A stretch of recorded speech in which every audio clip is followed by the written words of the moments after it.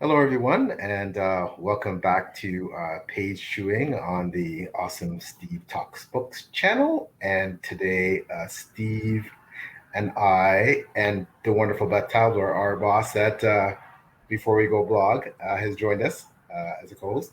And we are featuring a phenomenal author, well known author and social media influencer, Alan Baxter. So, welcome, Alan, to Page Chewing. Hi, thanks for having me.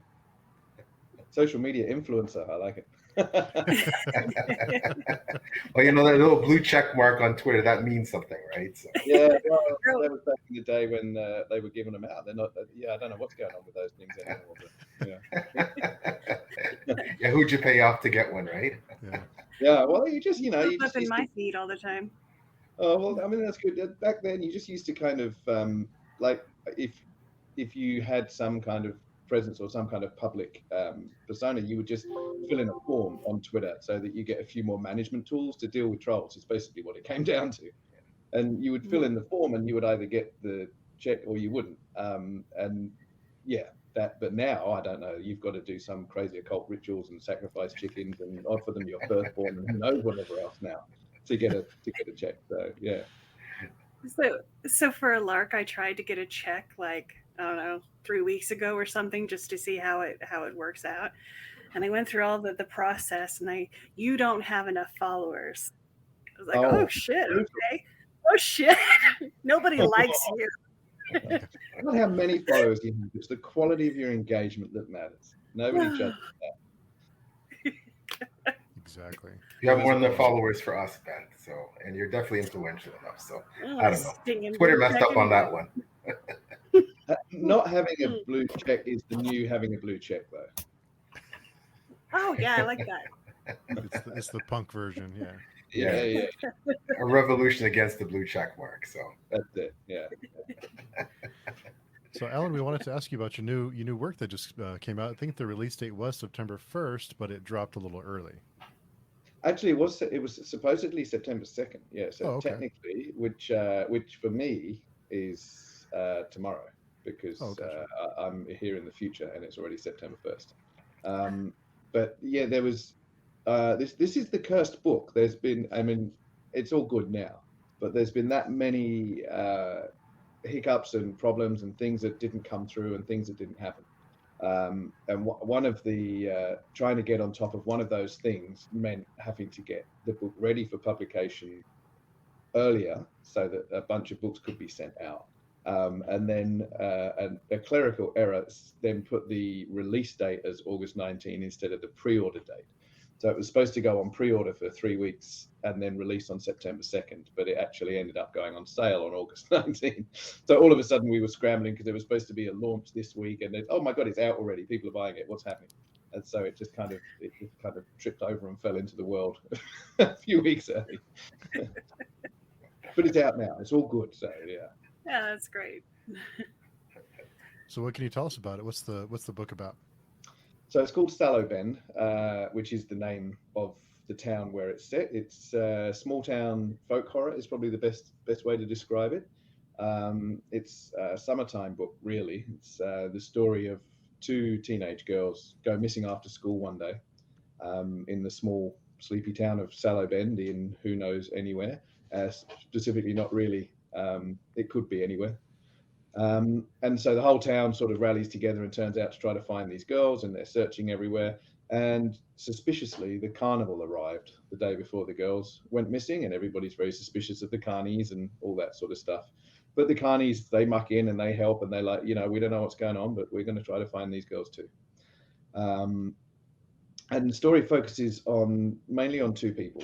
Caleb Jackson, who's the janitor at the school, who's socially awkward sort of a fella, and prefers to be left alone to get on with his janitorial duties and not worry about anything else. And he gets dragged into the search. And he ends up teaming up with a woman called Trisha, whose son went missing the year before and hasn't been found. And she's still holding out hope that one day she might find her son. And then after some searching, the girls are found and everybody celebrates and everything seems okay, except that only Caleb seems to realize that something else has come back with these girls. and he can't understand why nobody else can see it, why only he can see it, and trying to convince people that something seriously wrong is happening leads him to finally managing to convince Trisha, and then the two of them trying to figure out what's going on while more and more people die in suspicious accidents or unexpected suicides and things like this, until more is revealed. And I'm being cagey now about giving too much away, so yeah. Oh, I love small town horror. That's always so much fun to read. Yeah, well, I mean, it's it's something I've done. I've loved it myself for a long time. When I released a couple of years ago, I released the book The Gulp, which is set in the town of Culpeper. So and locals call it The Gulp because the place has a habit of swallowing people. And so I get to write stories set in the Gulp. There were 5 stories that were all sort of interconnected, and it was quite popular. So I released another book, which was The Fall, that makes sort of a suite of 10 stories. And I got to really explore that sort of isolated Australian harbour town with those books. And that's this weird, creepy, sort of cosmic, strange horror. And one reviewer said Baxter's found his Castle Rock, which was a huge compliment on that front. And so, yeah, this new novel, Sallow Bend, kind of follows the similar vibe of that, small town community and all the sort of internal politics, and everybody knows everybody, and people are suspicious and like or don't like people for different reasons, all that sort of stuff. It's very juicy stuff, the story. And Alan, is this going to be part of an expanding universe? Is this a standalone or like a series? What's this going to be? Sallow Bend's a standalone. I mean, never say never, because you're never sure when things might crop up. It's entirely possible that there might be more stories set in or around Sallow Bend. With that story, one of the things that Caleb and Tricia discover is that this is not the first time it's happened. And they discover that Sallow Bend has this history of every once in a while this thing comes around where people start dying and nobody seems to remember it properly, and it's all this like weird, creepy sort of repetition thing that goes on. And that's what this book is about, and it sort of stands alone on its own on that front. But I would never say I'll never revisit it, because it is pretty cool, and some of those characters are pretty cool. But at this point, it's one full-length novel. It's a complete story, and it's written to stand alone. Something like with the Culpeper stories, I'm going to revisit that sort of geography. The book I'm writing right now is set in Moncton, which is the town 1 south of Culpeper, and so there's a sort of Easter egg references. Characters refer to stuff that happened in the Gulf and things like that. And I love that whole Easter eggy sort of thing. And I kind of deliberately. Yeah, it's nerdy as hell. So much fun. Oh, that's so and so. That's her from that story and all that stuff.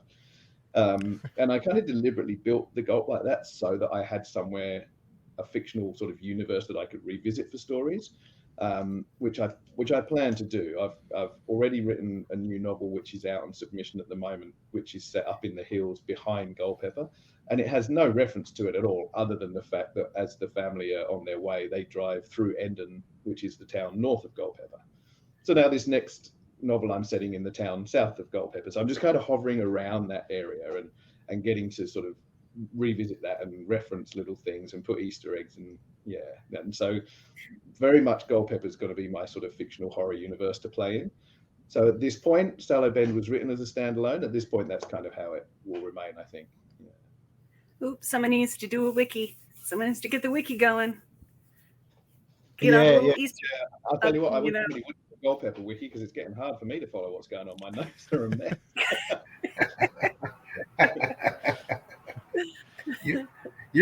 Alan, you're a really prolific author. You've written a lot of stuff. How did you get started in the writing game? How did you get started?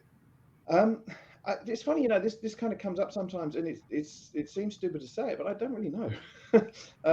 I've always written stories. I've always made shit up. That's what it boils down to. I just like to spin yarns.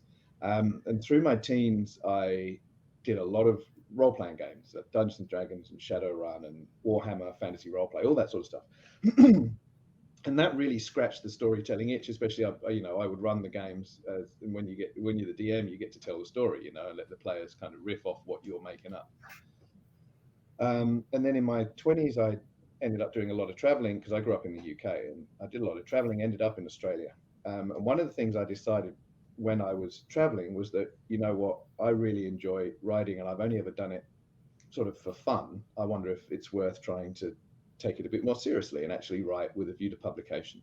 So at some point in my sort of mid-20s, I just started thinking like that and writing like that and started submitting to things. And obviously didn't get published for a long time because it was awful. But slowly kind of, found my way. And I just kind of decided to fall into it. But I was doing all kinds of things. I'm one of those people, I've had that many different sorts of jobs and temporary jobs and part-time jobs and this and that. And then I ended up getting eventually to a point where because I teach martial arts is my day job.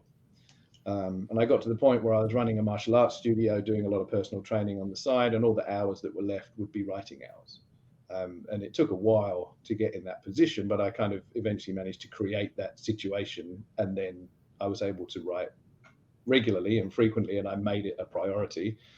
And yes, that's where I end up being prolific, because then it's always been a thing that is an important part. It's just as important a job as the other things that I do, And speaking of fighting, you've actually written how to write fight scenes. How much fun was that for you to write that? Yeah, that's good. So that was a strange one, because you see, that's one that sort of came about backwards as well. I got a reputation for writing good fight scenes with a couple of my early books, and that's just it's because I know how to fight. Like martial arts is something I've done since I was little, and did a lot of fighting, most of it sort of sanctioned and competition, not all of it. But so that's sort of what I know, so that when it wasn't any deliberate sort of thought process on my part, but whenever I wrote fight scenes, people really enjoyed them. And I guess it's that whole write what you know thing, like I knew what it was like, so I could portray a fight well. And many years ago, there's a Conflux, it's a convention called Conflux down in Canberra. And I was going to go along to that, and one of the people running the convention was like, we do a academic stream on the Friday before the con runs through the weekend. Would you consider running a workshop on writing fight scenes as part of the academic stream? And I was like, Jesus, I can't teach people how to write. But then I realized that, the job isn't to teach anyone how to write. These half the people that showed up were way more published than I was at the time.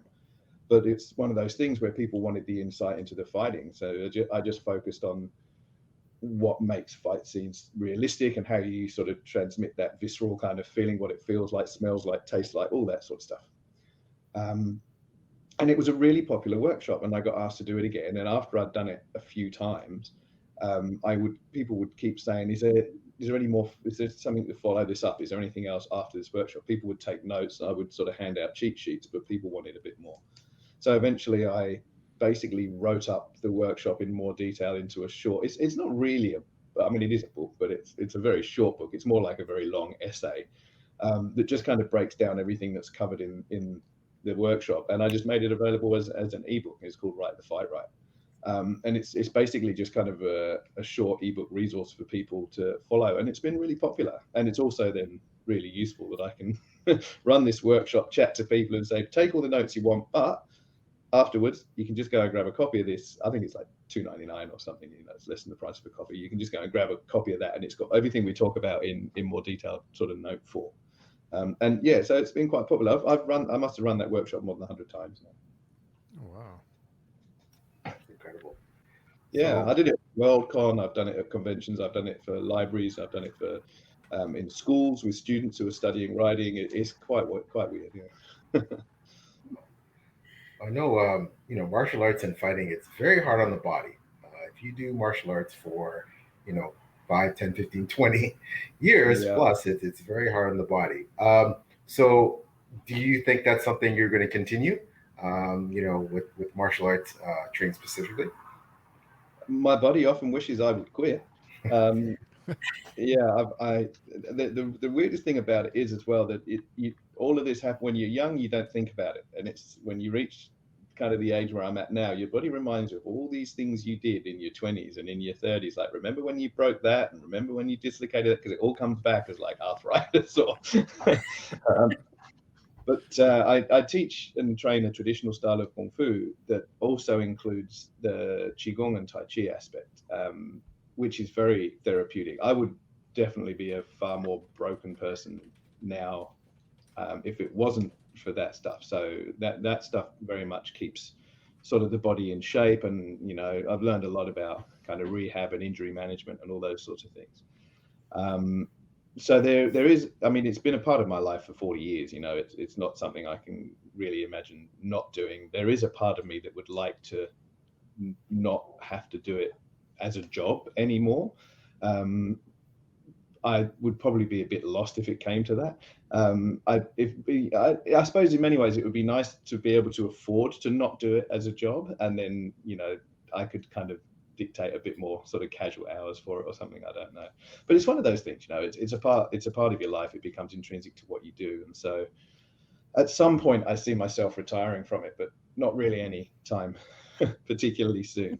But it's, the injuries are something you have to sort of manage, because when you're 20 and you hurt yourself, you get it, you know, give it 2 or 3 weeks and you're better. But when you get to my age, you hurt yourself, it's a good 2 or 3 months for the same injury to heal. So they start adding up and stacking up on you, you know. So, but yeah, it's keeping, you know, being smart about rehab and understanding the qigong and the therapeutic aspects helps keep the body young. And yeah, I do my best, but yeah, I do have a few aches and pains that are just going to be here forever.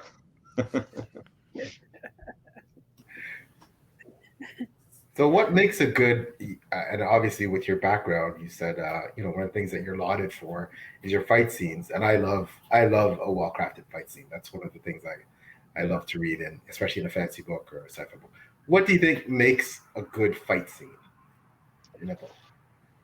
So the main thing that people tend to do is too much, is what it boils down to. So if you're reading a book and you hit a fight, it should be like the fastest, most manic, visceral experience.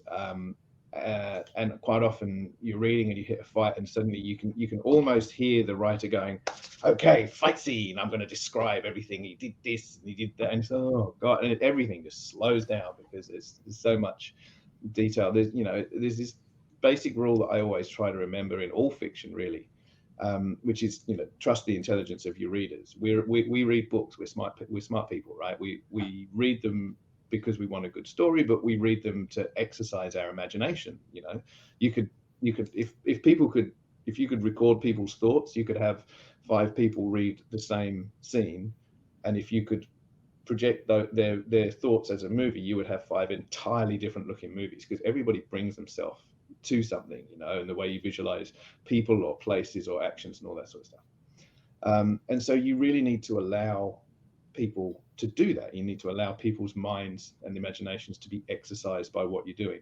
So I apply that to sort of all description. Character descriptions are incredibly brief. You know, I might drop in a hair color or a general body shape or something, but unless the way someone looks is very specific to the story, just let people fill in those gaps for themselves. Just drop a couple of hints to give them a couple of anchor points to move on, and then let them do the rest.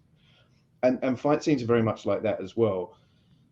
And it's that brevity and sort of lack of too much detail that really makes it feel fast and visceral, and makes people feel like they're in an action scene. And so that means that because you're using shorter sentences and tighter description and stuff, you just need to really hit those key points. And so it's all about finding the right description at each point, and not always just describing technique. A lot of the time, one of the examples I use is like in the movies, one of the most useful things that people always, and we do this when we choreograph for stage or film or stuff like that, you might spend 2 minutes with the person doing the attack, right? You're going to do this, this, and this. Okay, right.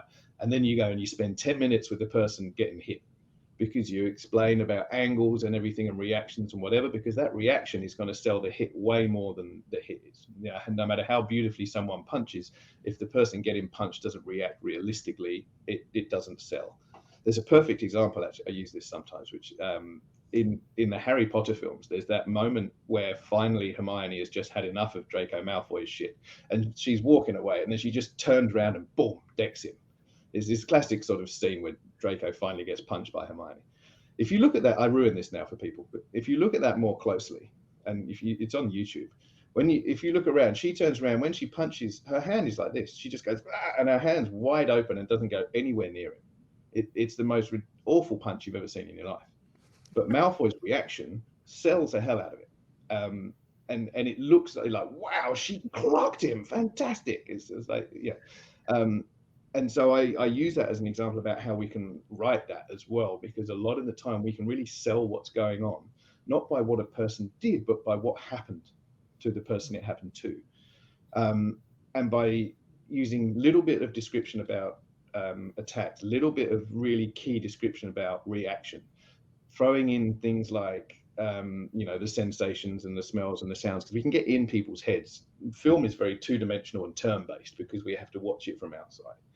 But with writing, we're inside. Things can happen at once. We can smell, taste, feel what's going on, that emotional content, that adrenaline rise and all that. So it's about pinning really key points of all those things, but short, sharp, and paced, and then you start to get powerful fight scenes. It's a skill in itself, but the more you think about it and the less you try and bog yourself down in detail, the better it gets. You're absolutely right. I'm thinking back on some of the books I've read that have 50-page fight scenes. Like, Aren't you guys tired? Aren't you tired?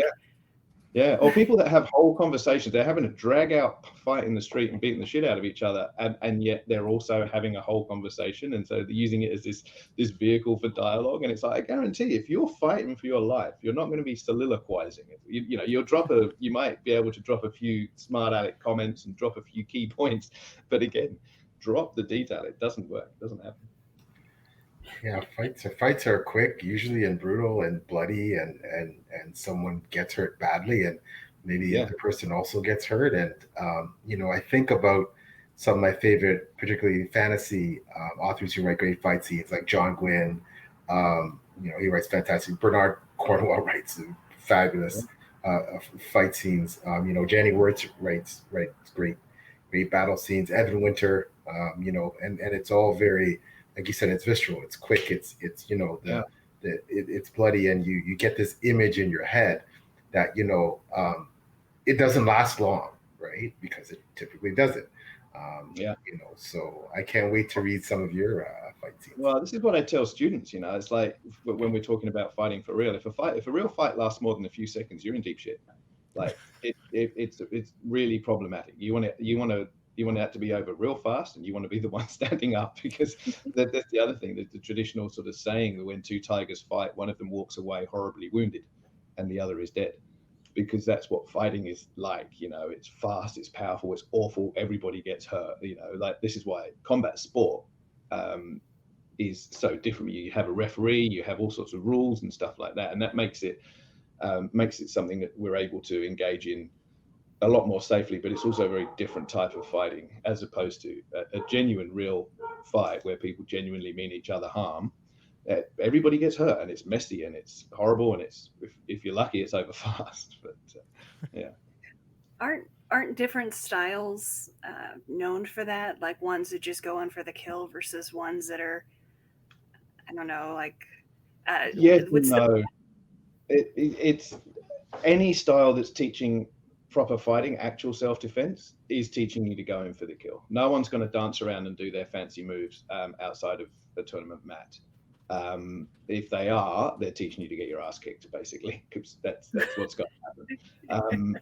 So a lot of styles have ended up developing where they've kind of focused more on competition, demonstration, whatever, and they sort of teach with that in mind, which in some ways is a real shame, because you sometimes get people who've put 10 years, 15 years into their style, and they're a black belt and everything else, and the first time they run into a situation on the street, they just get their ass handed to them, because they're not used to what actual fighting's like. They're used to what fighting on the mat is like, and it's not the same thing. So generally speaking, any style that teaches proper application for technique will teach the fast, hard, go for the kill sort of process of it. And as you get more developed and your skills improve, you can have more time, because you're more confident in your skills. You can relax a bit more. Initially it's with our style, and with many, when people are fairly new to it, you teach them to be very aggressive in the first instance, because otherwise the opponent's aggression is going to overwhelm them. As you get better, you can take your time. My teacher talks about it like machine guns and sniper rifles. And when you start off, you attack like a machine gun. Once you're good enough, then you can take a bit of time and sniper rifle, pick your moment. But either way, when you go, you go. That you like. There's no dancing around. There's no fancy moves or anything else. And some styles have very much gone, that's how fighting works. That's all we're going to talk about. And so you have styles like Krav Maga or things like that. They're just all about the most brutal, in-your-face, instant bang, finish it off. We have a very traditional style. So we do a lot of traditional weapons and dummies training, as well as lots of sort of complicated techniques and everything else. But we always teach the application of those things. And it's not like if you were in a fight, you would run through 14 of them in order to, enjoy the fight. One or two would be required, and they're there in your training, and bang, it's done, it's over. So ideally, this is what you want. So besides the fight scenes that you're known for, Alan, what would you say is the next biggest component of your books? Are your books more character driven? Are they more plot driven? How would you describe your writing style? Well, story is all character for me. It's setting and place is as much a character as the people or whatever else might be in the stories. This is evident with things like Sallow Bend and the Gulf, because the place is incredibly important to what happens. But for me, I always draw the distinction between plot and story. So a plot is a bullet point of what happens. This happens, and this happens, and this happens. But story is why we care about it. Story is why we give a shit, and story comes from character. So characters are what give us story, because if you've got this person doing a thing, it's going to go like this, and a different person doing a thing, it's going to go like that. So the net result of the plot, this leads to this, could be the same. But how you get there and why you care about it comes down to the character. So I don't really draw too strong a distinction between being sort of plot driven or character driven in terms of the story, but because I always want to have a strong plot. I always want to, I want stuff to have. My wife reads a lot of literary fiction, and she'll like, oh, you should try this book. And my first reaction, does anything happen? It's like, so many, these stories about people and their thinking and their relationship with other people, and it's all very beautiful and it's well written and they're interesting people, but nothing happens. Where's the story? Where's the meat of that? I want something to happen. So very much I'm into plot on that front, because I like stuff happening. I like cool ideas, but it has to be the right characters, and character always comes first. It's like, how is character going to advance that story? When I wrote the Alex Kane series, I'd had the plot ideas I'd had for that for a long time, and I had these things I really wanted to use these ideas and write this story, but I didn't have the character for it. I didn't know how I was going to frame it, because I couldn't decide what characters to use to tell those stories. And this actually came a little bit out of doing all these workshops and stuff, because it got to the point where I was like, man, people like these fight scenes so much. Excuse me. They like these fight scenes so much. I should write a character who is first and foremost a martial artist, rather than writing stories where people can fight or whatever else. And then it suddenly occurred to me, these ideas I'd had for what the first book, Bound. I didn't know it was going to be a trilogy at the time. I thought it was a standalone. But because I wanted to write this book, and I was like, oh, holy crap, that character, if I write a professional sort of underground cage fighter that gets dragged into this, and it's his whole training and martial arts philosophy that kind of informs how he deals with these events, suddenly it all came together. And it came together because it's like, that's the character for this story. And then that's how Bound got written. So, I have a couple of comments here. Just catch up really quick. Our friend Hannah Blackwell's here. Hey, Hannah. Hello. And our friend and author Priscilla Bettis is here. I love small town folk horror. Sounds great. It's the best. Creepy small town horror. I actually wrote on Chuck Wendig's blog, Terrible Minds. He had me have a guest post on there a week ago or 2 weeks ago. I can't remember. Where I got to write about small town horror and why we like it. And so I ended up going into this whole thing about why is small town horror so good. So that's up on terribleminds.com, which is Chuck Wendig's blog, if anybody's interested to have a look at that. Oh, nice. And Birdie's here, Birdie in the Books. Hello. And Hannah just downloaded a book on Kindle Unlimited. Hope you enjoy it. Thank you. Cool. I hope you enjoy it. And our friend Northwest Reader is here, Christina. Thanks for coming by. 3 waving hands. Yeah. Something that was I noticed on your website was something I thought. Well, I don't know if I've heard of this kind of anthology before, but it's a found footage anthology. I thought Yeah. that was really cool. What can you tell us about that one? Yeah, that's interesting, isn't it? So Gabino Iglesias, who's hot stuff right now, I've got his new book sitting on the pile. I haven't read it yet, but it sounds amazing. The stuff he's done before is awesome. He's teamed up with Andrew Cole, who's Australian horror author, and they came up with this idea. And I mean, it's worth looking up on the website just to see the book cover, because the book cover's designed like an old VHS tape, and it looks awesome. I'm looking at it now, actually. Yeah. It's a sweet idea for a book cover. It looks just so good. And basically, the remit was they want an anthology of short stories that are found footage stories. So where, we all know the sort of thing, like the Blair Witch Project type thing, that sort of stuff. So, there it is. So it's done. So it says nothing on the cover. It just says Memorex. Remember the old Memorex? Yeah. So the title is only on the spine, like that, like the tape in the box. It's so cool. I'm such a nerd for this stuff, but that is such a good idea for this. So yeah, like the whole sort of Blair Witch or Cloverfield kind of vibe. They wanted this kind of horror told from a perspective of found footage, right? So rather than a sort of any sort of traditional narrative.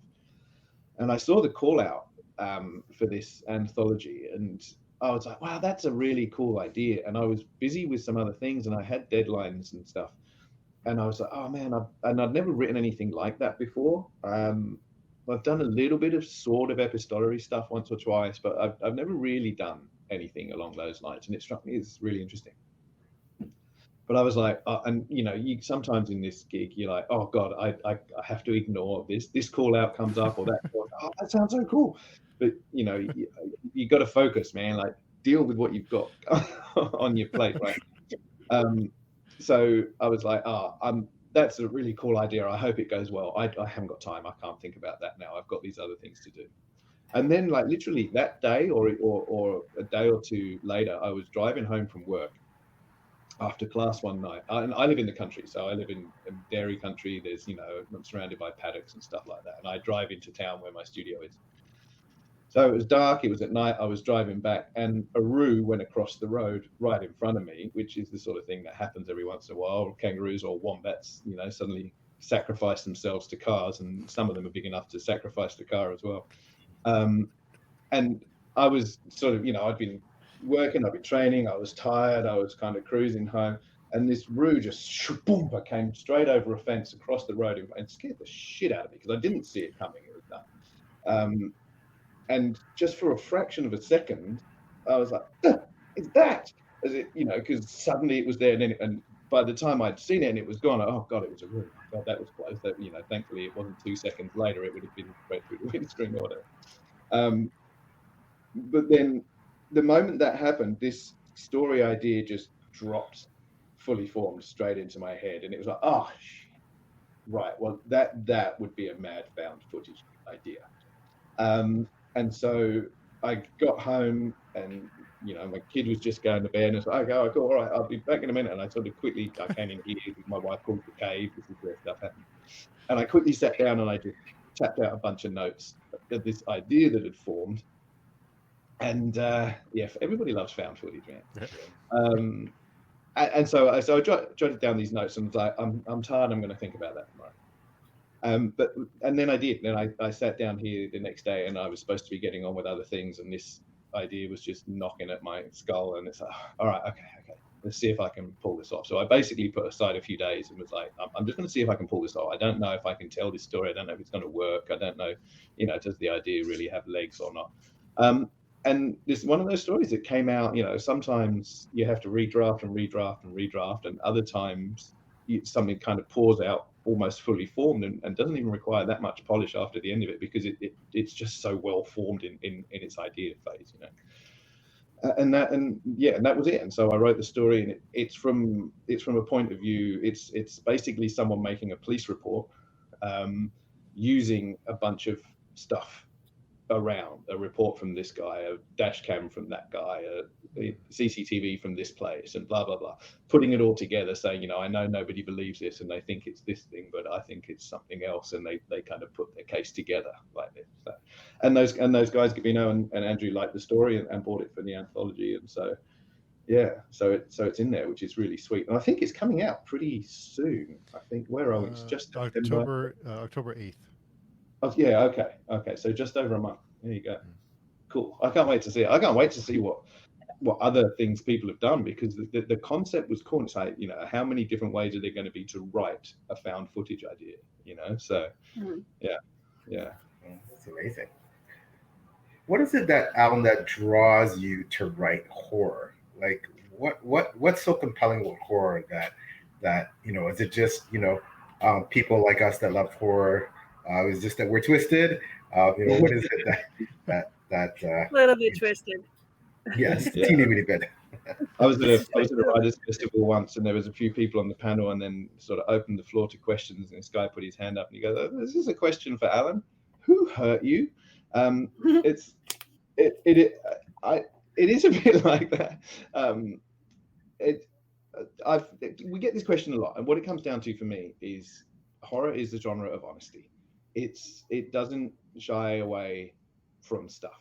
Like, I'm no nihilist, I love life. I've got a kid, and wonderful to watch him grow up and all that sort of stuff. But we're all heading in the same direction. We're all on the same journey. We're all going to end up the same way at the end. We're all worm food. And while story is a way that we process everything in life, and we interrogate all sorts of ideas and how we react to things through story. A lot of the time, story conditions us to look for happy endings, to look for resolutions and stuff like that. And that's how stories work, but that's not actually how life works. Even if one thing does get resolved, already it's a bunch of other stuff's also happening. The thing about life is it just goes on until then suddenly it doesn't anymore.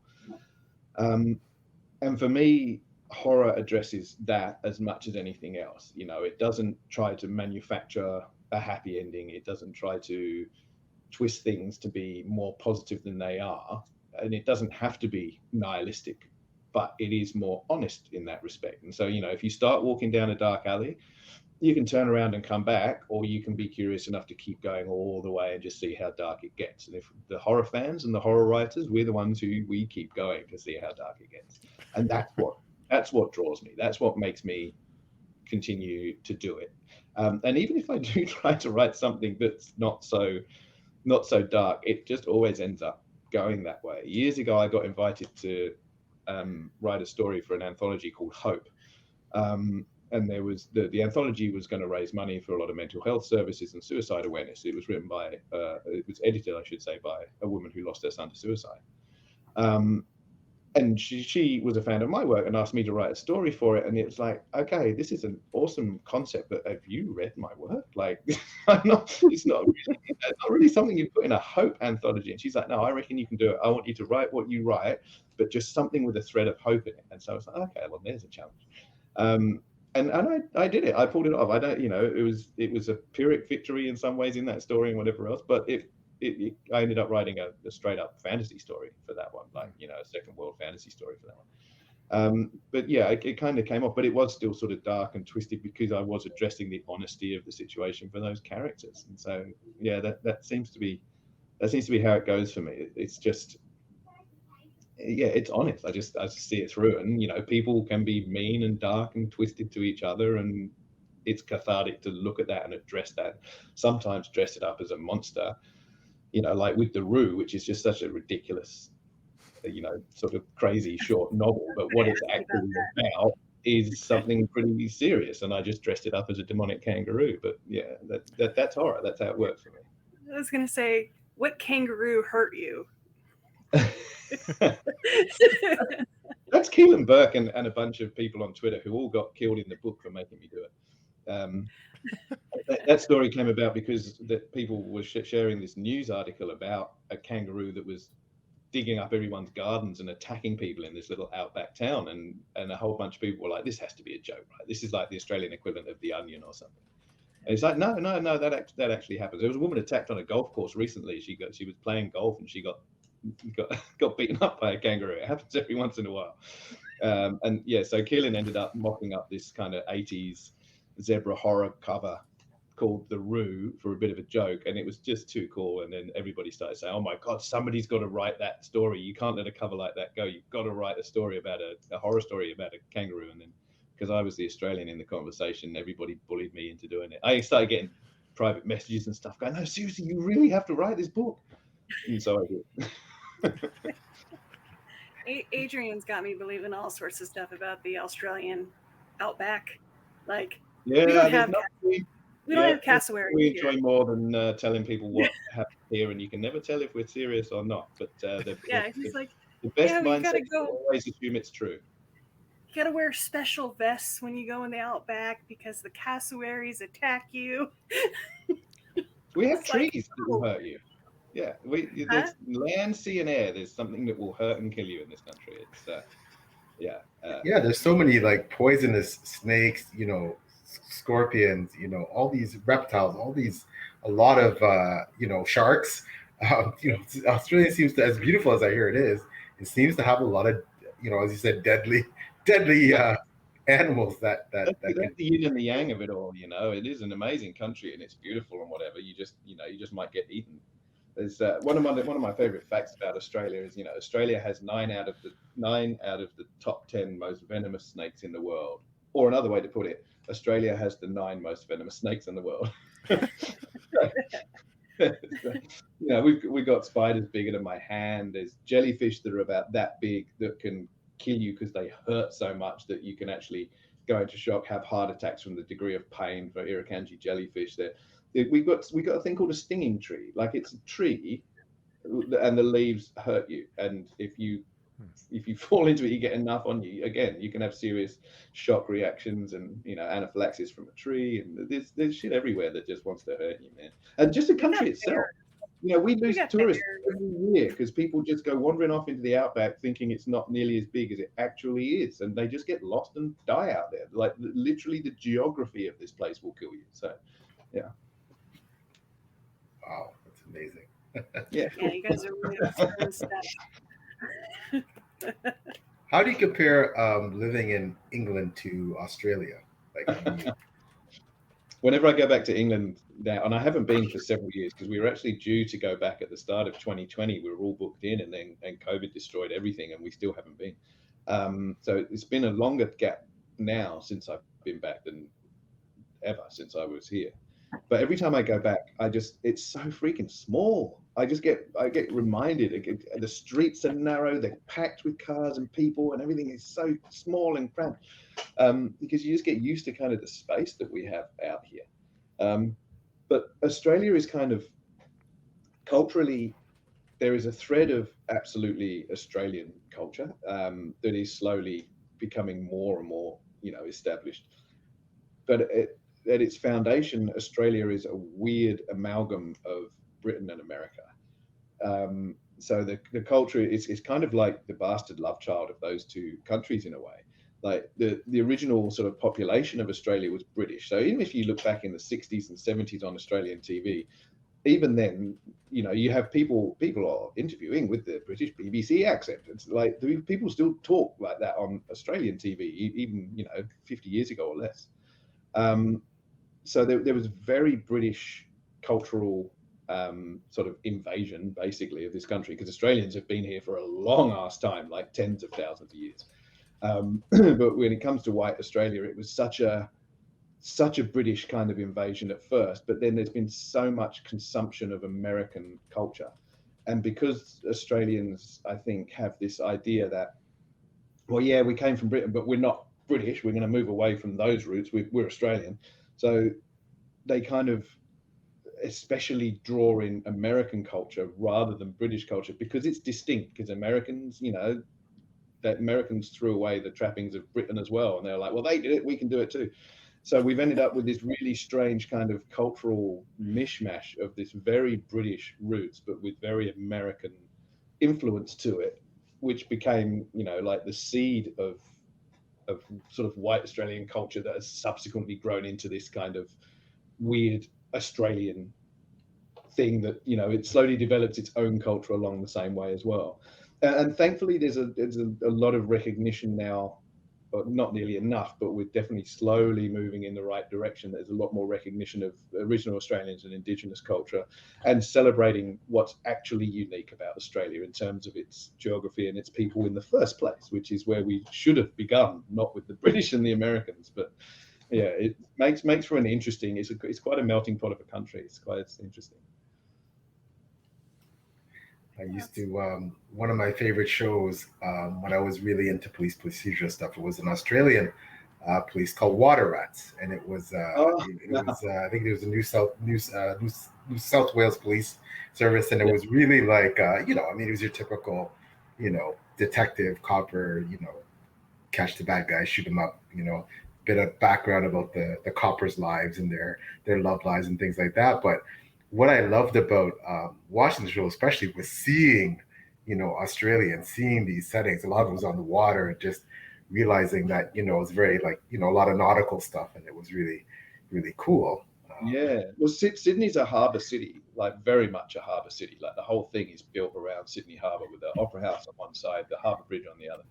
And yeah, Water Rats was kind of cool in that respect, because they were frequently out on the speedboats zooming around Sydney Harbour and stuff like that. Man, that takes me back. That was when I was first in Australia. That show was really popular. I haven't seen that for a long time. Yeah. I'm dating myself now, that but yeah. Yeah, I mean, it's got to be more than 20 years ago, I think. Oh yeah. It was a good show, though. I used to watch it. I really liked it. Yeah. I watched Bondi Beach. Oh, Bondi Rescue. Yeah, Bondi Rescue. Yeah. There's because I teach martial arts and everything like that. I have to have the senior first aid certification that you have to keep renewed. You know that every couple of years you have to go and renew it and find out what they've changed now, and basically how many chest compressions to breaths it is for CPR, because it just changes almost yearly, all the time. But frequently when you're doing those courses, as an example, they'll use clips from Bondi Rescue. This is someone having a heart attack and how these people responded. This is someone who's been stung and how they're dealing with it and stuff. So I've seen most Bondi Rescue I've seen has been in first aid courses. It's really fascinating. Yeah. Oh, wow. Yeah, I used to live 2 suburbs south of Bondi when I lived in Sydney. So Bondi's on the coast. The one south of that is Tamarama, and the next one south of that is Bronte, and I lived in Bronte for about 10 years. So I would frequently sort of run between Bronte and Bondi, or Coogee in the other direction and stuff like that, and I did a lot of personal training. I had a lot of clients in and around Bondi, so yeah, every once in a while we'd be standing there watching film that show and stuff. Jellyfish often come up on it. That's what made me think of it. Yeah, well, especially what do you call it? We call it a blue bottle, but man of war, Portuguese man of war, is the little purple one with a balloon on top that kind of gets blown along by the wind, and it has these long trailing sort of stingers that come out, and 1 or 2 of them just hurt like hell, but they're fine. But you swim into one and you get wrapped all around you, and it burns, man. It really, really hurts. And yeah, so wow, they're pretty common. And you know, you can't see it. The jellyfish is sort of over there, but it's long tail, and so you swim around, and yeah. They just swim around, you know. Yeah. Just swim around the jellyfish. I'd be screaming, running out of the water. Yeah. Well, if there's been a big storm, they all get blown into shore. So if there's been a big storm, you walk on the beach the next day, it's just covered with these blue spots of all these things. They're just all washed up and just drying on the sand. There's hundreds of them.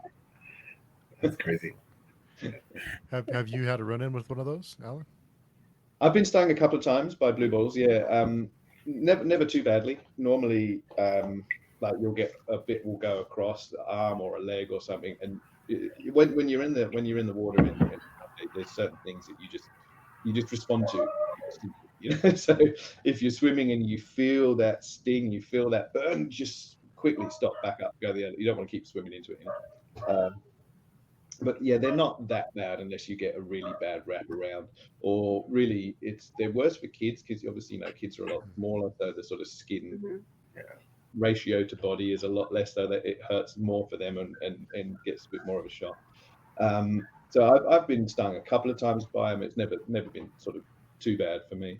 But I also don't spend a lot of time in the ocean because it's fucking terrifying, frankly. The things that live in there, man, and you can't even see them. I really enjoy body surfing. I love catching waves, so I'll swim out and I'll catch waves and body surf in. But I'll rarely go beyond the break, and I hate being out of my depth in the ocean. I just my imagination just imagined all these things under there at any point coming up. I mean, I saw Jaws when I was too young, and that set my opinion of the ocean right from a very early age. And we actually do have those sharks right here on the beaches sometimes. Not on the beach, obviously, but in the ocean, like very near to the beach. And so, yeah, I have a love-hate relationship with the ocean. I love body surfing, and then I'll do it until I freak out too much and I can't stay anymore. Speaking of Jaws, was there another movie that kind of set you on the horror path? Was there a movie that defined kind of your go-to horror movie? To some degree, there are. I also watched American Werewolf in London way too young. That had me sleeping with the lights on for a week. And I was just talking about this I was a guest at Comic-Con last week down in Canberra. And a few of the sort of, normally when you do these sorts of conventions, because they're sort of pop culture conventions, so you have a whole bunch of different type of guests. And there's movie and TV actors and voiceover actors and stuff like that. And then there's loads of comic book writers and artists and authors.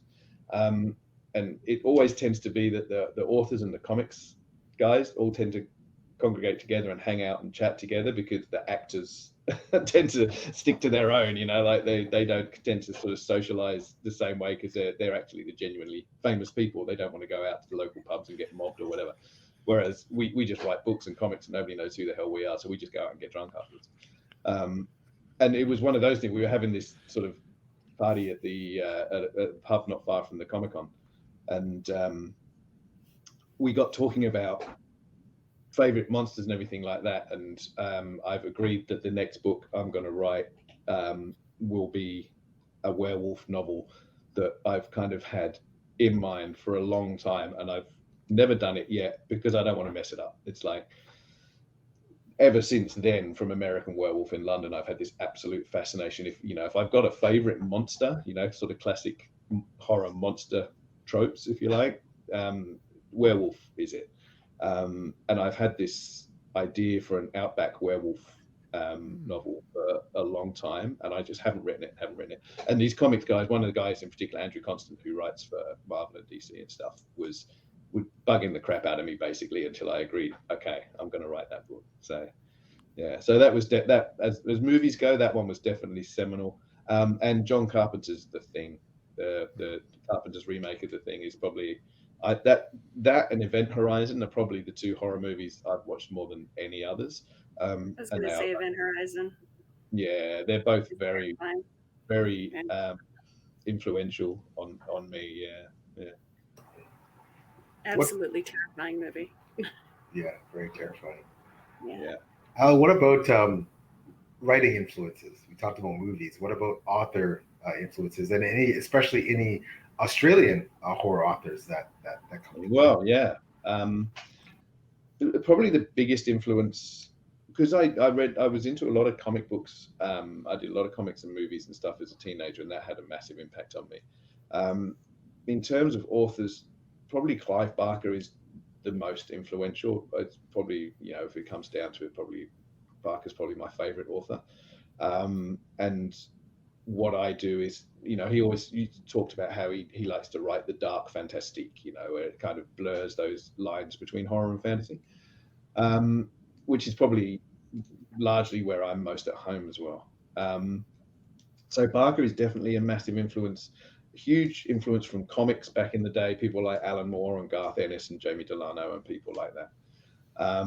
But then, just across the board, I mean, there's influence from so many different places. King obviously has his place in there. I've read a lot of King as a teenager. But then Australia really does punch above its weight when it comes to horror writers. We really have some of the world's best down here. And in terms of per capita, I don't know quite how we sort of managed to churn out so many. But Karen Warren is an outstanding author. People should read everything that she's done. Aaron Dries is another amazing author. He's just got a new book out, a new collection called Cut to Care, which literally just came out.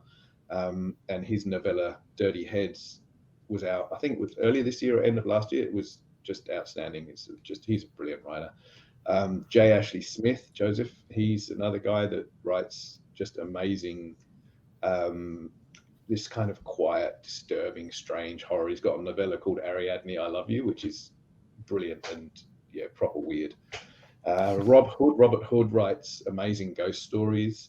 Kirsten McDermott writes incredible horror retellings of fairy tales. Kirsten's an amazing writer. She's also, I can't remember what it's called. Something she's got a collection from 12th Planet Press called it's called Caution Small Parts or Moving Parts or something like, I can't remember what that thing's called. It's in the other room. I don't have it here to check, by Kirsten McDermott. But that's a collection of stories that is just amazing. One story in particular, I'll just say the one about the dolls. If you ever read it, you'll know exactly what I'm talking about. I think it's called Caution Small Parts or something like that. Check anyway with Kirsten McDermott. Look that one up. That's amazing. Okay. And Lisa L. Hannett is another amazing Australian horror writer. She's actually Canadian as well, in fact. But she's been here for I don't know how long, probably as long as me, like 20 years or more. I've been here, I think, 25 years now. But she writes beautiful horror stories. Like she's just lyrically so good, and she's got a good place. Bluegrass Symphony is a collection of hers, which is a really good place to start, where she has this kind of Southern Gothic, weird, creepy kind of horror story vibe. She's amazing, and she's smart as hell as well. This woman, she's a scholar. She teaches at university and stuff like that, and she did a paper on, I'm going to get this wrong, Lisa, if you're listening, I apologize that this is not right, but the essence of it is correct. But basically she was doing this study on Icelandic Vikings, and she taught herself medieval Icelandic in order to read the sagas in the original form, in order to have her PhD accurate as well. I mean, the hell, who teaches himself a medieval language in order to do a better job on their PhD? She's amazing. And her writing is beautiful. So there's a bunch to be going on with. And if you like that kind of like urban fantasy horror kind of crossover, Maria Lewis writes the Supernatural Sisters books. I think there's 8 of them now. Each book focuses on a different kind of character, so like a ghost or a werewolf or a banshee or a siren. And so it's this kind, and she's a classic horror fan. What Maria doesn't know about horror movies is not worth knowing. She's one of those sorts of people. And her novels are just cool. She just has this sort of wild crossover of like urban fantasy and horror with all these crazy creatures, and the whole series, the overall series, is known as the Supernatural Sisters series because each book focuses on a different sort of main character. Yeah, You're killing my TV. Yeah, you're killing my TV. Yeah.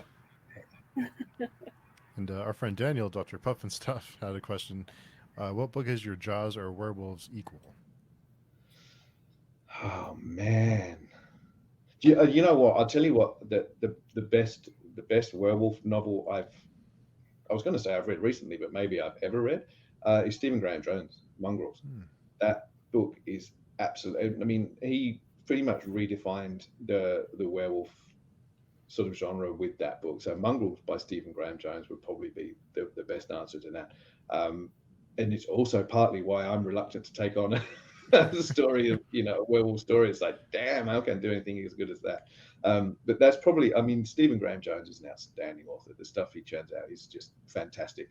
But Mongrels, in many ways, is probably my favorite of all of his stuff. It's and that's probably because I have this werewolf soft spot as much as anything else. But yeah, so maybe that one, that novel is absolutely worth checking. Or of course, The Roo by me, which is basically Jaws or Razorback or whatever, but it's a kangaroo. Yeah, Austin is. Yeah, sorry, drowning in your TBR. Yeah, I hear it's an eternal problem. stack just keeps getting higher and higher. Yeah. Yeah. So Horrors said, especially is young. It's got to be because my TBR fell on me. So. Yeah, it's a lot of it. Sorry. I've stored in multiple rooms now because it's just gonna kill me. I'm gonna walk into it and it's gonna fall over. Sorry, go ahead. No, I'm saying I blame people like Beth and Steve and doing page chewing and meeting people like Alan. Just like the TBR, it just explodes, right? So because the people you meet influence, you hear, oh my gosh, it sounds so good, and then you run and put it on there. I was at Comic-Con last weekend, there to sell books, to sort of meet people, sign books, sell books, and I came back with 6 new books as well, like just from the one weekend, just because the other guests that were there. There's like Aaron's new one I hadn't got before, and we have a problem when we know it and we don't care. Yeah. It's a good problem to have, though. Yeah, so I tell my wife, when she's like, "Oh, you got more books," we have book problem. I said, "Honey, we have a book storage problem. We don't have a book buying problem." But I always tell you, there is no such thing as too many books, only too few shelves. It's true. And there's a difference between book reading and book buying. They're not necessarily go together. I buy plenty of books that I haven't read yet. Well, I was telling someone last weekend as well. They were like, "Oh, this sounds really good, but I've just got so many books I still haven't read."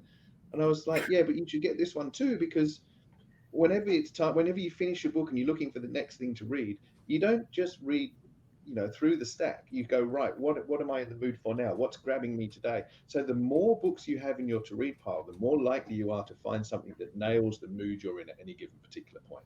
So your TBR can't be too big, because you just need to be able to find the thing you want. And some things will sit there for months, years, maybe never get read, but eventually you'll be in the mood for it. But you've got to keep adding stuff to it. Everyone's a mood reader to some degree, I think.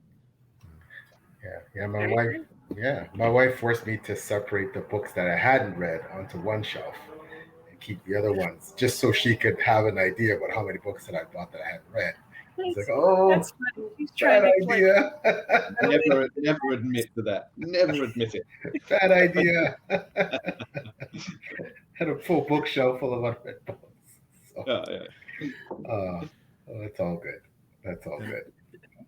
And Alan, when Celebend was released early, what was that feeling like for you? Because you plan a release and you kind of plan to promote and you plan all this stuff, and you have a date in your mind, and then it's released early. What was that moment like when it was for sale and people were buying it?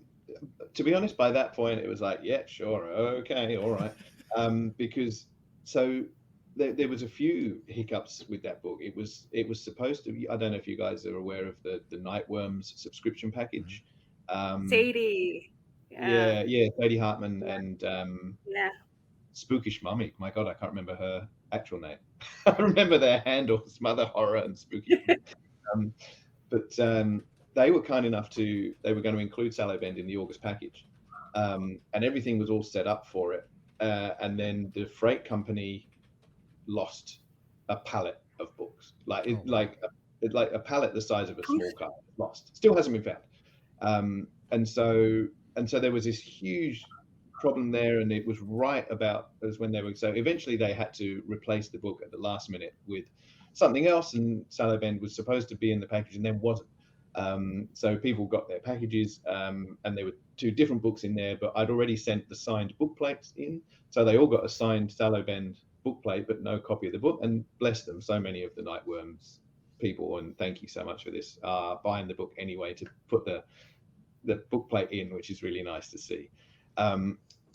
But by the time all that sort of debacle had happened, how can you lose a pallet of books, and what's going on? And so then by the time we sort of go, oh, okay, people are buying the book. Oh, it's for sale. It's not pre-order. It's yeah, sure, okay, why not? Yeah, like everything else that's happened with this book, it's like, yeah, okay, sure, let's just roll with that then. Okay, the book's out. Hey, everybody, the book's out. Let's go. So yeah, we just kind of rolled with it. So the whole thing just kind of was just running and stumbling and tripping over all the way, and now here we are and it's out. And so yeah, then the net result is that it's out, and it seems to be getting a good reception at this point, and early reviews have been really awesome to see. So Yeah, so I'm down with it now. It's all good. Got people talking about it. Yeah, yeah, and with, you always agonize. This stuff never gets easier. It doesn't matter how many books you put out. Like when you start heading towards release day and you start thinking, what are we going to do? How are we going to raise this buzz? What's going to happen? And we'd started thinking about what we were going to do to sort of boost awareness of the book. That's what it basically comes down to, is make enough people aware of the thing. And we were sort of talking all about that for this week, basically, and then all of a sudden it was like, oh, that's out. Okay, so that sort of went by the wayside. So all that anxiety just kind of got wiped out anyway. So in some ways, there's pros and cons to everything. But at the end of the day, you just want a book sort of out and available, and it's available for bookstores to order in now. People can, whatever stores they prefer to get things from, they can go and get it. And so now it's out in the world, and we just hope people enjoy it and get behind it. That's really cool. That's really cool. Yeah. What do you think, Alan's the hardest part about writing for you? I know for me, it's necessary evil, but it's the slogging of editing and editing and editing and editing and editing. That's my bugaboo. It's necessary. You can't do without it, but that's the part that probably my favorite part of writing. But it's integral to writing. What's the hardest part for you Um, yeah, it's funny because I've heard a lot of people say exactly like yourself that they love the writing or they hate the editing. Some people hate the writing and love the editing. I think they're a rarer breed. I'm a bit of a weirdo. I kind of enjoy all of it. I really enjoy the process of that creation, of discovering the story as it goes along, because I plan a little bit, but I don't plan a lot, and I like to be quite organic in how a story grows. So I love that feeling of sort of discovery in the process of writing, and I love getting to the end of a thing. But then I'm also really excited then about going back to the start. Okay, let's see, what have I written? Let's make it better, and sort of polish it up. So I generally tend to enjoy the process of editing as well. The most recently finished book that's just gone out to submission now, that broke that rule, because it took me so long to get that book right. Every time I would redraft it, it's like, that's not right, it's not right, and I got sick of it. I've read that book more than any other, and it's good now. I finally figured it, and it's fixed, and it's like, okay, that's the book this is supposed to be. That's great. I'm happy with it now. But I definitely got sick of the editing process with that one, because I kept trying to figure it and make it work and make it better. Eventually I did. But generally speaking, in the process of writing, I kind of enjoy all of it. The first drafting and the editing and the polishing. I think in many ways the thing I enjoy least is the process of publishing. Like publishing and marketing and stuff it's an intrinsic part of the job. And I'm happy to do it because it's great to connect with readers and to sort of slowly build that awareness of the work that you do. But there is a part of me that would love to be one of these people who could just sit in a cabin somewhere and just do the writing and send it out. And you just have people sitting there going, when's the next book coming? And it's, I'm nearly, and you just send it out, and then you just start working on it, and you don't have to think about any of the rest. That I can, yeah, that sort of appeals in a way. But then equally, like I love doing the cons and stuff. Like when I was at Comic-Con last weekend, it was awesome. It was really cool. It exhausts me because fundamentally I'm an introvert, and I can turn it on, and I enjoy socializing and being out and talking about books and talking to readers and seeing who's doing what cool stuff. And I got this one recently. It's just still sitting on my desk. I was just reading it. This is Clever Man, which is so very Australian, Indigenous Australian stories. It was a TV show and stuff that they've done as comic books now, and I got to hang out with those guys and talk about this stuff, about that. But then it takes me like a week to recover. It just drains me when I do these things, and so it's always so cool to do, but it's always exhausting as well. And that kind of whole roller coaster, book release and promotion and tour and this and that, and that whole thing, it's an amazing position to be in. It's awesome and a privilege to do it.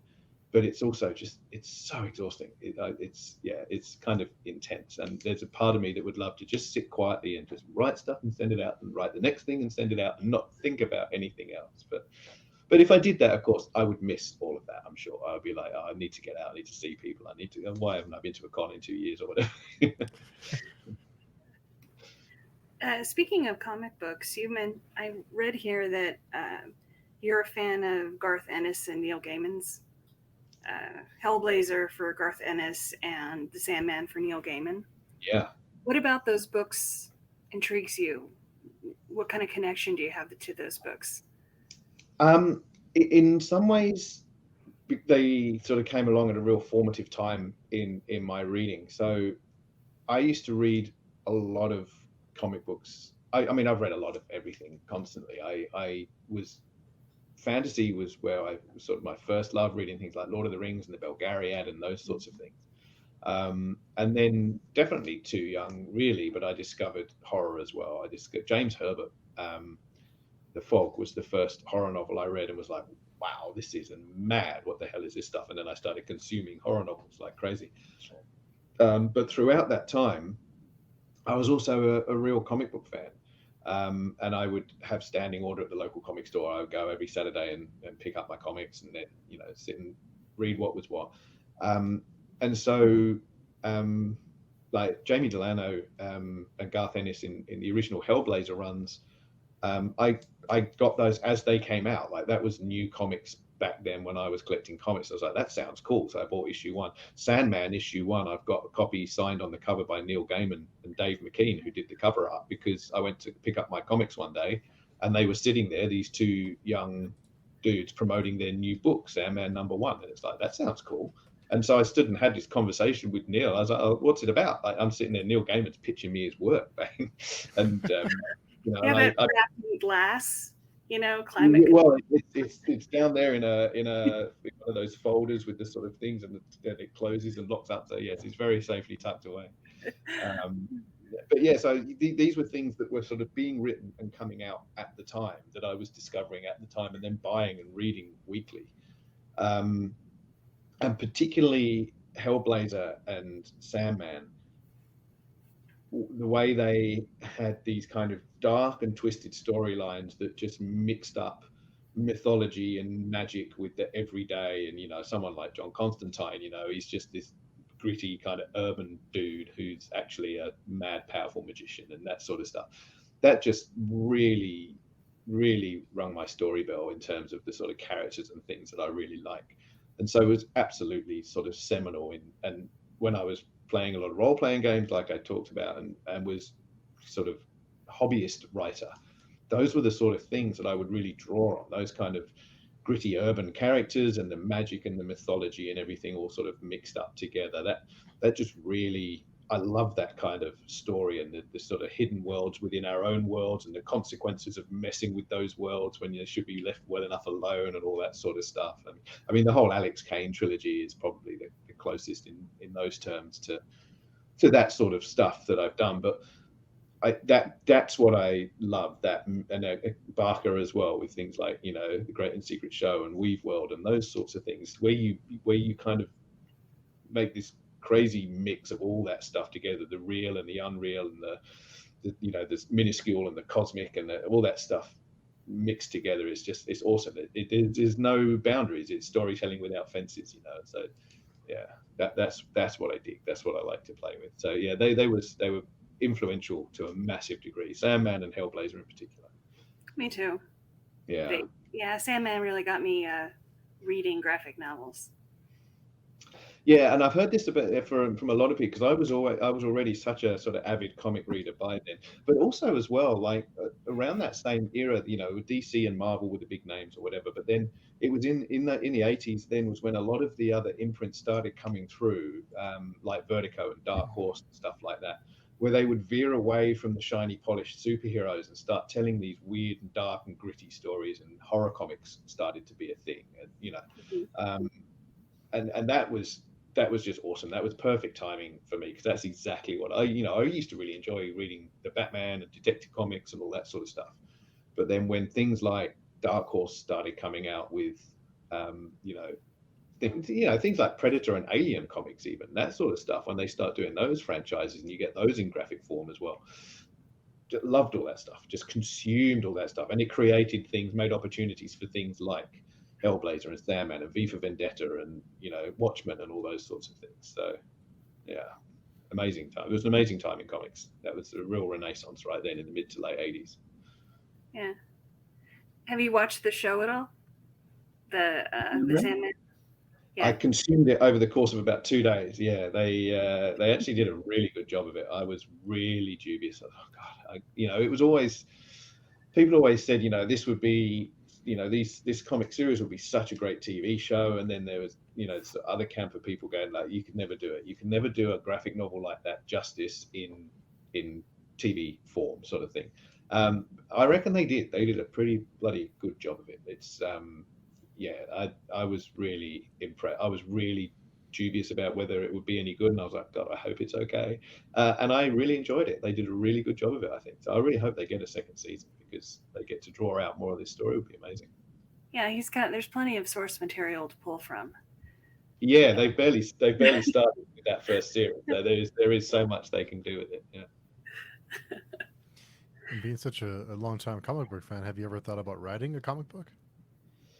Yeah, I would love to see some of my work adapted to graphic novels. And I've never sort of really written or thought of written one or scripting an actual comic, partly because it's not really my wheelhouse, but also because I wouldn't really know where to go with it or what to do with it, sort of thing. Maybe I should go drinking with these comics guys at Comic-Cons more often and find someone to give me a key to a door. I don't know, but I would love to work with some people and see some of my stuff adapted into graphic novels. Would be amazing. It almost happened once. I had a couple of meetings and had a chat with a couple of people about it, and it didn't really come together. So never say never. It might happen. It's I write stories the way that I do because I love them, but I'm a huge fan of comics and movies as well. So seeing anything adapted for either of those is just an absolute thrill, and especially movies and TV, of course, because the real money in writing is in options. I'd go see The Roo. Yeah, I mean that's a ready-made, straight-up Ozploitation horror movie, and it's even a novella. It's like 110 pages or something. It's the perfect length for a movie script. You could literally just And I have actually had a couple of people sniffing around for that and asking about it, but nobody's actually bought the option on it yet. Somebody has got the option for the Gulp and the Fall. We did sell the option on that, so that's that. Like, I mean, selling an option is a hell of a long way from actually going into development. Mm-hmm. Most things, 99% of options never get exercised. But somebody is working on that at the moment. They've got the option, looking towards making that into a limited series, which would be amazing. Because again, I mean, it's kind of ready made for it in a way. It's 10 stories that would easily be a 10 episode limited series, and each story is the length of a TV show. Would be perfect. They're all novellas. So that's there, and I was lucky enough to have one of my stories on Love, Death and Robots, so that was amazing to see that option carried through. That was fantastic to see. So you never know. You stay in the game long enough, stuff starts happening. Maybe that's it. Sorry, go ahead. I would say Robots has been real productive for a lot of authors getting their stuff out, and checking out new authors. Yeah, it's amazing because Tim Miller. Yeah, Tim Miller's the sort of the driving force behind that, and he's a massive fan of short stories, and this is partly why he wanted to make Love, Death and Robots, as I understand it. Back in the old MTV heavy metal days and stuff, there were these sort of short films that was his love. That's where it sort of came from. So when he got the green light with Netflix to go ahead with Love, Death and Robots, he was basically right. Okay, here's a huge list of short stories I freaking love, and he started going out and asking people for the stories and to option the stories.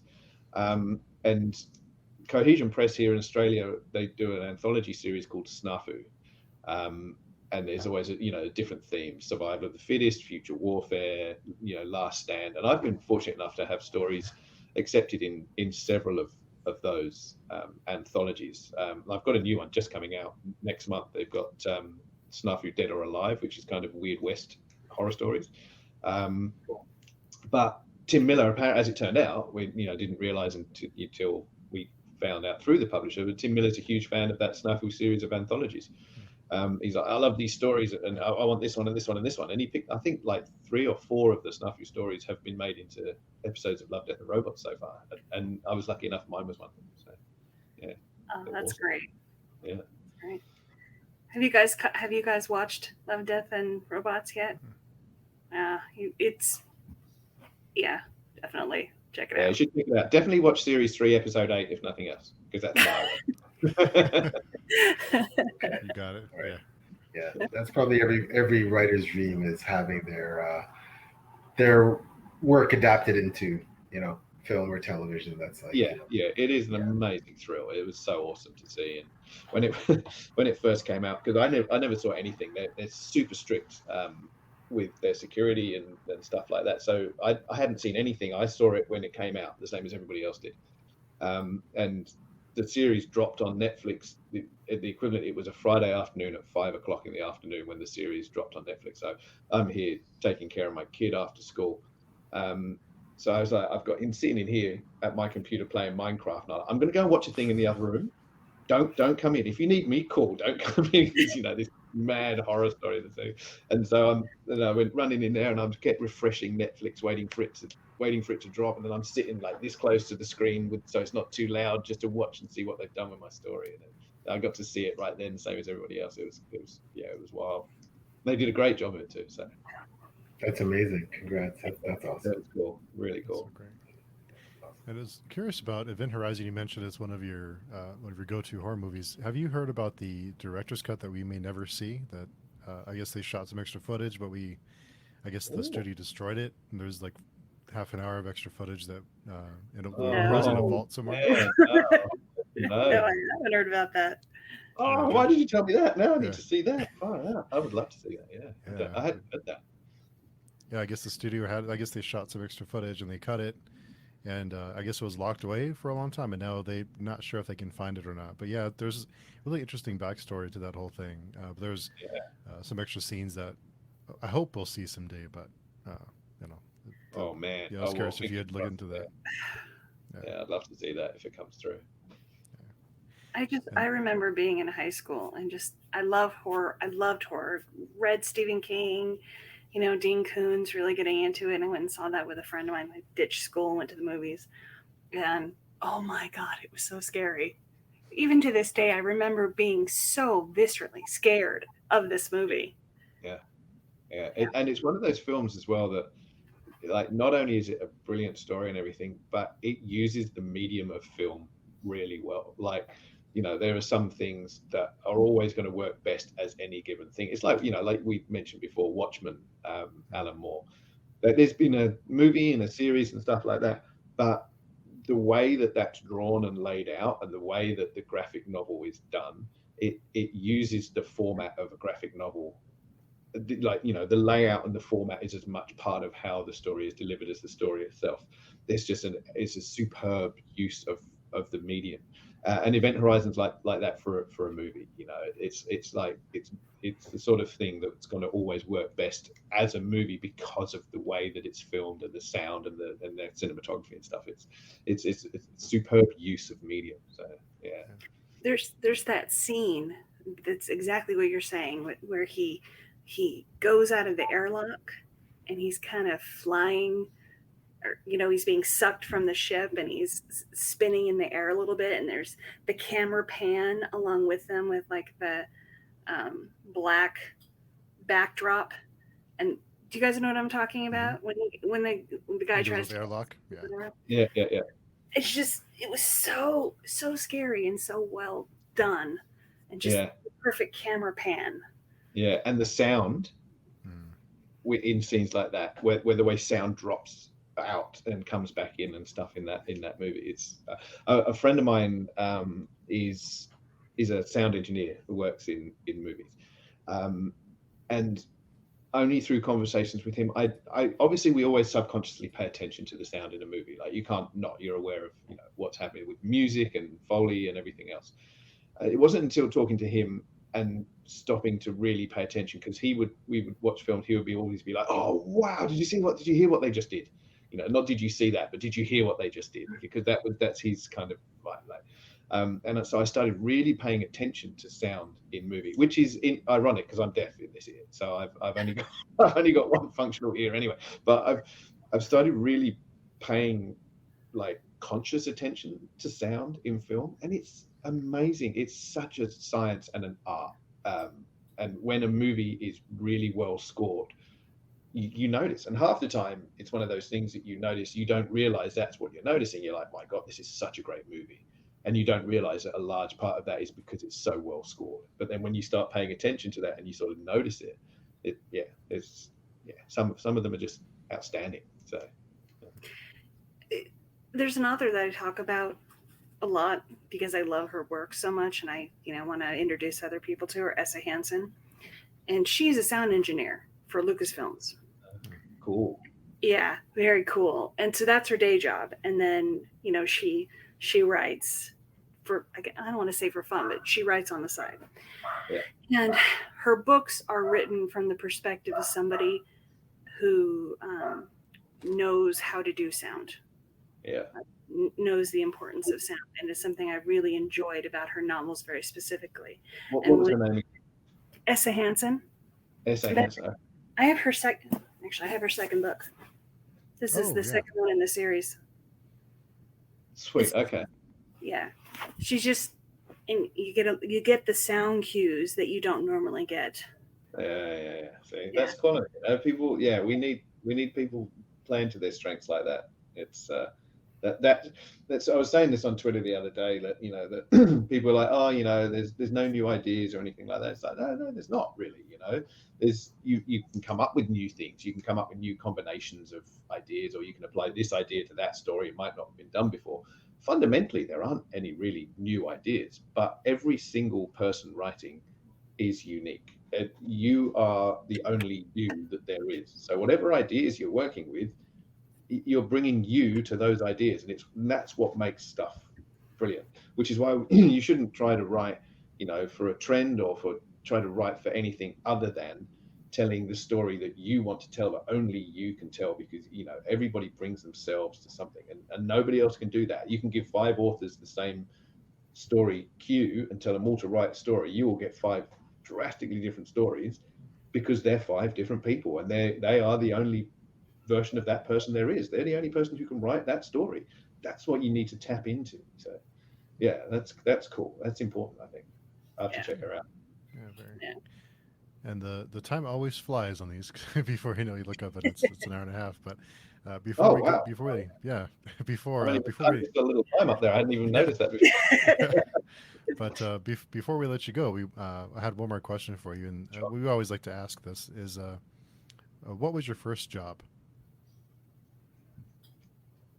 I had to stop and think about that. I've had many jobs. My first actual paying job, I worked in an aquarium. I've always been keen on tropical fish, and like keeping tropical fish tank.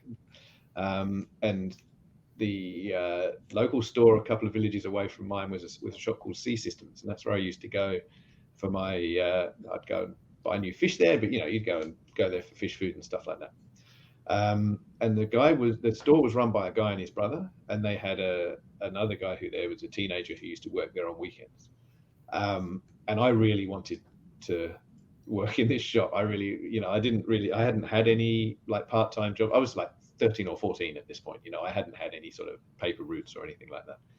And so every time I would go into this shop every couple of weeks or every whatever, I would go and I say, is there any jobs? Can I work here yet? Can I work? I used to bug the shit out of them basically about work.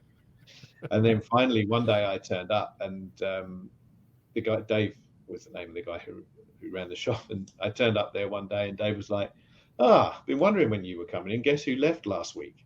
And it was like the teenager who had been doing the weekend extra shift. And I was like, oh wow, really? And he's like, do you want to try out? And so I went to, and so my dad had driven me into the store, and Dave was like, well, we close at 5. Do you want to just leave him here till 5 and come and get him? We'll see how it goes. So I'd gone in at lunchtime. I just stayed there, and they were showing me around, and I was served a couple customers. I think I was only 14 at the time.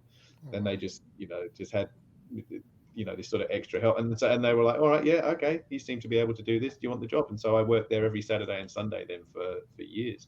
That was my first job, and ironically, I left that job to become a fishmonger. So I went from working weekends selling fish as pets to working weekends selling fish for food for people. So I then worked in a supermarket on a fishmonger counter for another couple of years then while I was finishing high school. So yeah, so there you go. I worked in an aquarium store selling fish and fish tanks. That was my first job. Nice. I always like hearing about everyone's first job. I think it's really interesting. Yeah, I've had a lot of jobs. I've done a lot of different things, and part-time, full-time, whatever. But yeah, that was the first one.